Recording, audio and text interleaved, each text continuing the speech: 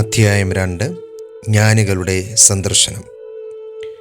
ഹേറോദേസ് രാജാവിൻ്റെ കാലത്ത് യൂദയായിലെ ബെത്ലഹേമിൽ യേശു ജനിച്ചപ്പോൾ പൗരസ്ത്യ ദേശത്തു നിന്ന് ജ്ഞാനികൾ ജെറുസലേമിലെത്തി.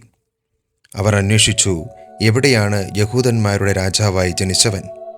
ഞങ്ങൾ കിഴക്ക് അവൻ്റെ നക്ഷത്രം കണ്ട് അവനെ ആരാധിക്കാൻ വന്നിരിക്കുകയാണ്. ഇത് കേട്ട് ഹേറോദേസ് രാജാവ് അസ്വസ്ഥനായി അവനോടൊപ്പം ജെറുസലേം മുഴുവനും. അവൻ പ്രധാന പുരോഹിതന്മാരെയും ജനത്തിനിടയിലെ നിയമജ്ഞരെയും വിളിച്ചുകൂട്ടി, ക്രിസ്തു എവിടെയാണ് ജനിക്കുന്നതെന്ന് ചോദിച്ചു. അവർ പറഞ്ഞു, യൂദയായിലെ ബെത്ലഹേമിൽ. പ്രവാചകൻ എഴുതിയിരിക്കുന്നു, യൂദയായിലെ ബെത്ലഹേമേ, നീ യൂദയായിലെ പ്രമുഖ നഗരങ്ങളിൽ ഒട്ടും താഴെയല്ല. എൻ്റെ ജനമായ ഇസ്രായേലിനെ നയിക്കാനുള്ളവൻ നിന്നിൽ നിന്നാണ് ഉത്ഭവിക്കുക.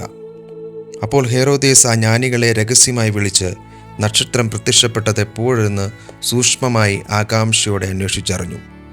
അവൻ അവരെ ബെത്ലഹേമിലേക്ക് അയച്ചുകൊണ്ട് പറഞ്ഞു, പോയി ഈ ശിശുവിനെപ്പറ്റി സൂക്ഷ്മമായി അന്വേഷിക്കുക.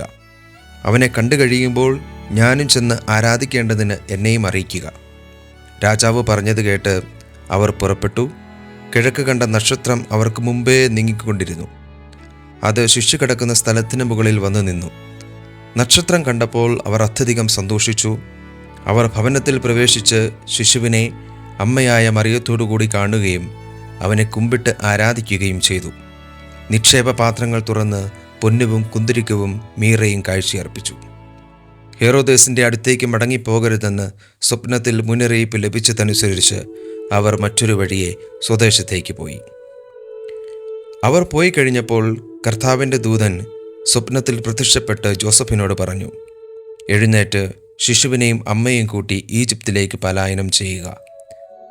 ഞാൻ പറയുന്നതുവരെ അവിടെ താമസിക്കുക. ഹെരോദേസ് ശിശുവിനെ വധിക്കാൻ വേണ്ടി ഉടനെ അന്വേഷണം തുടങ്ങും. അവൻ ഉണർന്ന് ശിശുവിനെയും അമ്മയെയും കൂട്ടി ആ രാത്രി തന്നെ ഈജിപ്തിലേക്ക് പോയി. ഹെരോദേസിൻ്റെ മരണം വരെ അവിടെ വസിച്ചു. ഈജിപ്തിൽ നിന്ന് ഞാൻ എൻ്റെ പുത്രനെ വിളിച്ചു എന്ന് പ്രവാചകനിലൂടെ കർത്താവ് അരുളി ചെയ്തത് പൂർത്തിയാകാനാണ് ഇത് സംഭവിച്ചത്. ജ്ഞാനികൾ തന്നെ കബളിപ്പിച്ചെന്ന് മനസ്സിലാക്കിയ ഹേറോദേസ് രോഷാകുലനായി. അവരിൽ നിന്ന് മനസ്സിലാക്കിയ സമയമനുസരിച്ച് അവൻ ബെത്ലഹേമിലെയും സമീപ പ്രദേശങ്ങളിലെയും 2 അതിൽ താഴെയും വയസ്സുള്ള എല്ലാ ആൺകുട്ടികളെയും ആളയച്ചു വധിച്ചു. ഇങ്ങനെ ജെറമിയ പ്രവാചകൻ വഴി അരുളി ചെയ്യപ്പെട്ടത് പൂർത്തിയായി. റമായിൽ ഒരു സ്വരം, വലിയ കരച്ചിലും മുറവിളിയും. റാഹേൽ സന്താനങ്ങളെക്കുറിച്ച് കരയുന്നു. അവളെ സാന്ത്വനപ്പെടുത്തുക അസാധ്യം, എന്തെന്നാൽ അവൾക്ക് സന്താനങ്ങൾ നഷ്ടപ്പെട്ടിരിക്കുന്നു. ഹേറോദേസിൻ്റെ മരണത്തിനു ശേഷം ഈജിപ്തിൽ വെച്ച് കർത്താവിൻ്റെ ദൂതൻ ജോസഫിന് സ്വപ്നത്തിൽ പ്രത്യക്ഷപ്പെട്ടു പറഞ്ഞു, എഴുന്നേറ്റ് ശിശുവിനെയും അമ്മയെയും കൂട്ടി ഇസ്രായേൽ ദേശത്തേക്ക് മടങ്ങുക. ശിശുവിനെ വധിക്കാൻ ശ്രമിച്ചവർ മരിച്ചു കഴിഞ്ഞു.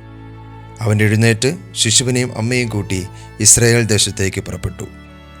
മകൻ അർക്കോലോവാസാണ് പിതാവായ ഹേറോദേസിൻ്റെ സ്ഥാനത്ത് യൂദയായിൽ ഭരിക്കുന്നതെന്ന് കേട്ടപ്പോൾ അവിടേക്ക് പോകുവാൻ ജോസഫിന് ഭയമായി.